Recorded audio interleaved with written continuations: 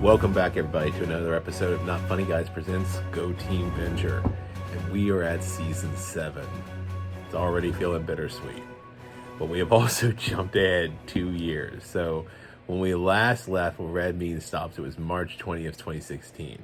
It is now, we are in August of 2018. So here we are, Season 7, Episode 1, The Venture Brothers and the Curse of the Haunted Problem, or Problem, as we'll hear it correctly noted later. Originally aired August 5th, 2018. So we're technically over 2 years. Written by Jackson Public. So interesting 2-year jump, because in this story we go 2 years prior to where we find JJ out in the desert, where he stumbles upon Gargantua 1's wreckage and finds the problem light machine in the wreckage, and then installs it at Ventec Tower in the lobby. In the present, it drains fluid from nearby bugs. The Ventures are troubled by their technology going haywire, and Dean calls that order the Triad to help.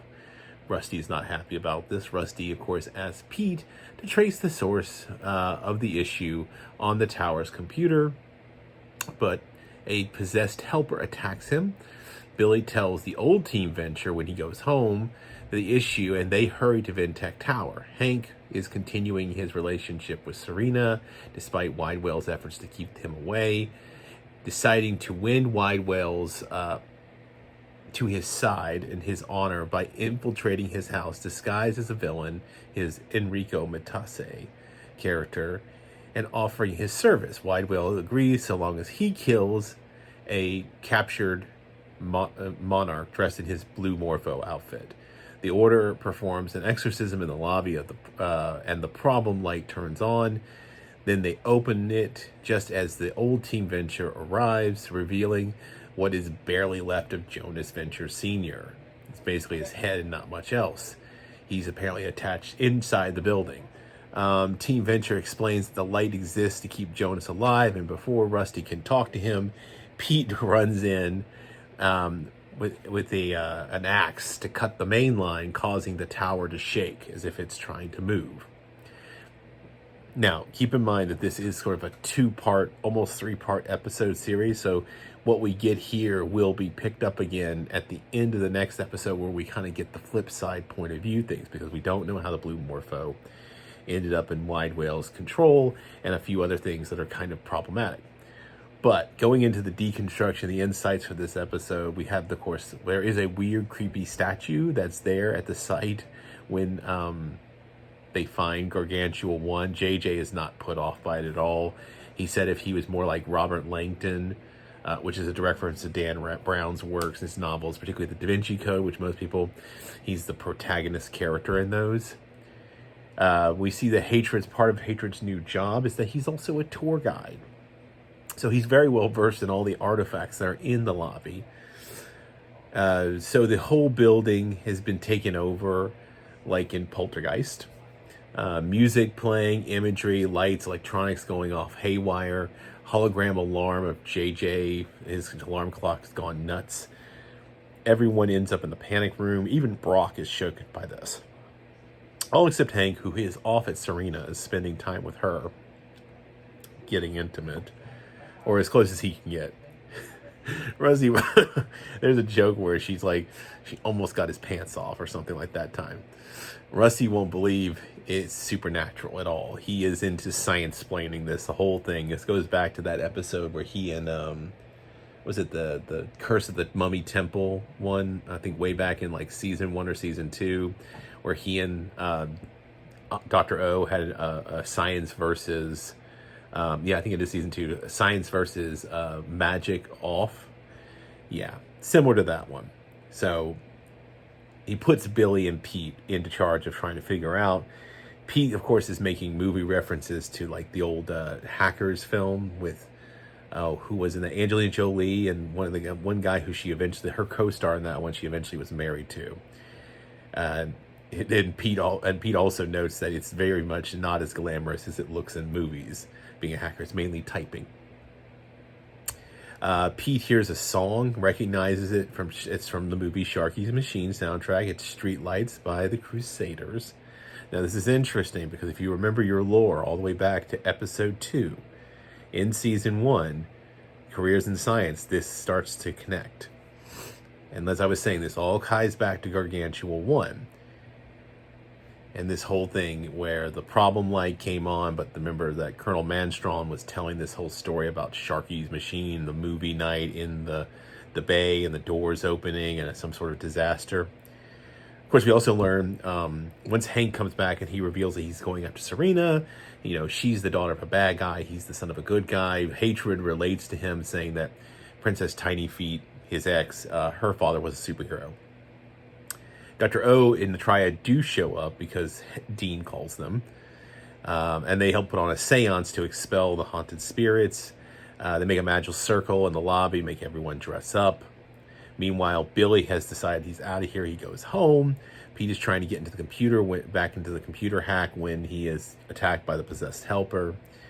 Back in the lobby, spirits of dead venture tragedies and all kinds of things hidden in the artifacts are coming out, but not the real problem yet. Billy goes home, and of course, he lives with his mom, Rose, Action Man, her husband, Colonel Gentleman, and Kano is over for dinner. Old Team Venture are alarmed when they hear about the Sharkies reference that Billy makes. They dart Rose, unconscious, and then call for an Uber to go to Ventec Tower. So they know something's up. So the red light on Problem Machine is now on. Hank, now in his alter ego, as we saw previously in the last episode, he's gone back over to Wide Whales.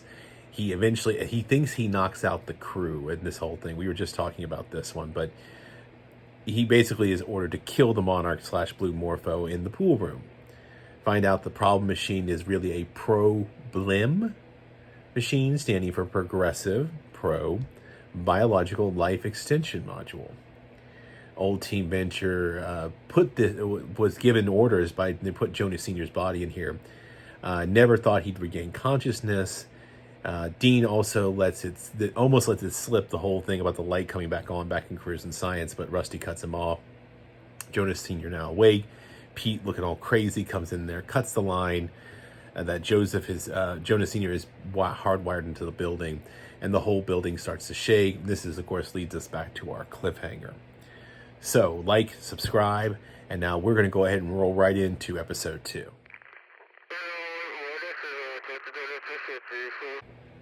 All right, folks. Picking up on our cliffhanger, we are at the Rorqual affair. I'm pretty sure I'm saying that wrong.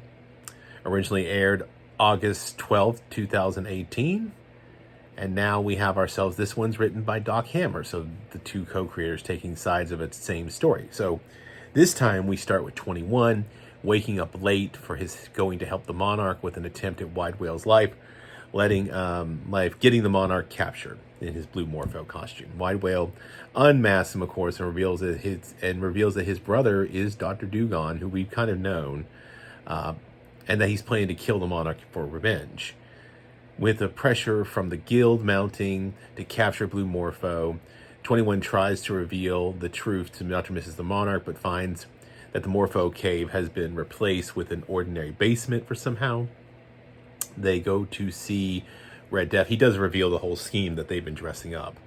They go to the Red Death for help, who agrees in exchange for a seat on the council. Same thing he did back at the town hall meeting. He massacres the staff of an OSI records building called Dummy Corp, and retrieves Dugong's file.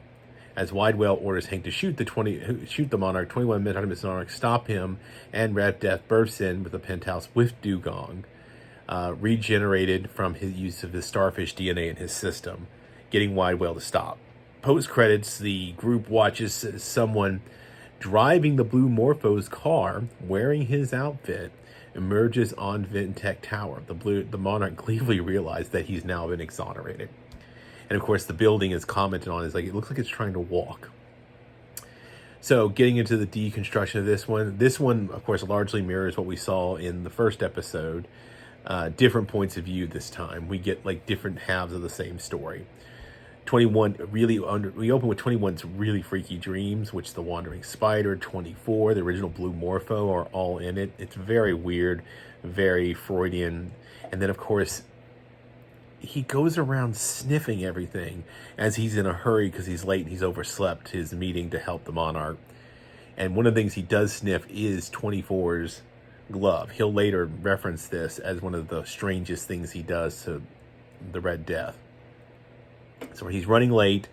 Blue Morpho, as a result, gets captured after threatening, and then whatever was going to happen doesn't happen. Council of 13's holding a whole town council.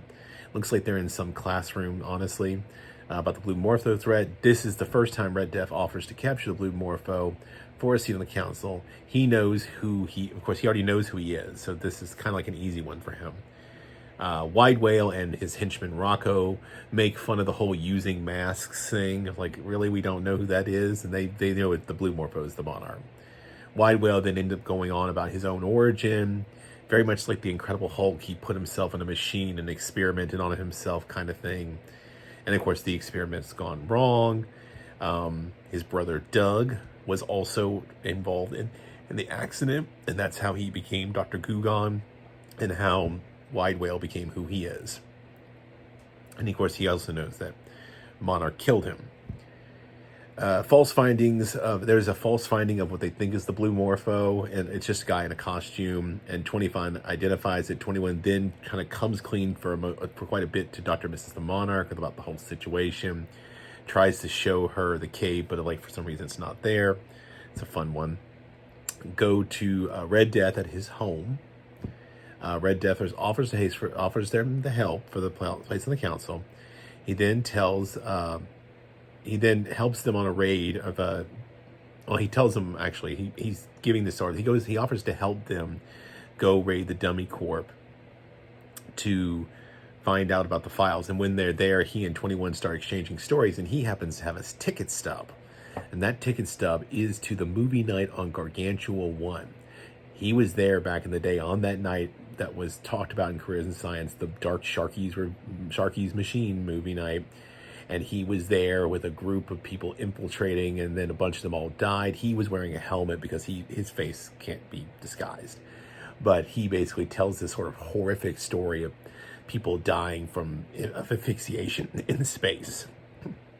And he keeps that ticket stub in his wallet still. That's his way of showing up the 21's idea of his dead friend's glove.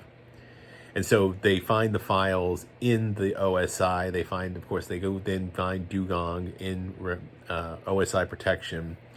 And apparently, like you said, he grew himself with starfish DNA.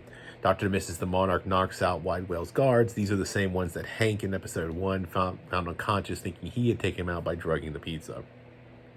Goes in his whole Enrique Matassi bit. Wide Whale wants him to execute 21.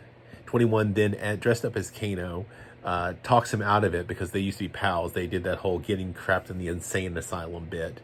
So he basically uses that. And then, of course, Red Death brings Dugong, and Serena comes on the scene, and she's really mad at her dad for not telling her that she had an uncle.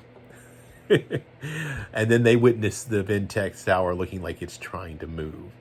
All of a sudden, Blue Morpho flies in, and that's the end of the episode. And even though it's the end of the episode, it's very much leaving us with kind of another cliffhanger, though it's not specifically a to be continued, which is where I'm going to leave you folks. So if you want to find out what happens next, of course, please feel free to watch along with me.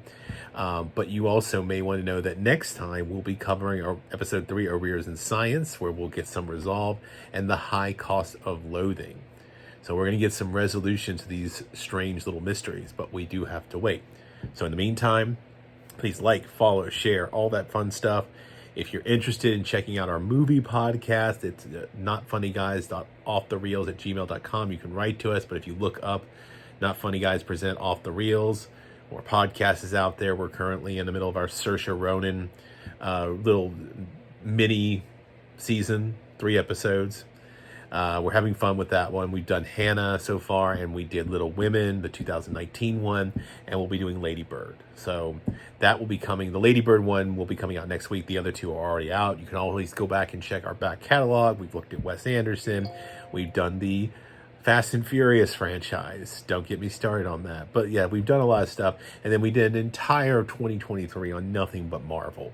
We covered almost every Marvel film, going beyond just the MCU too. At least Casey did. That was part of his New Year's resolution, or as I like to say, he was punishing himself. So, until next time, everybody stay safe out there and go Team Venture.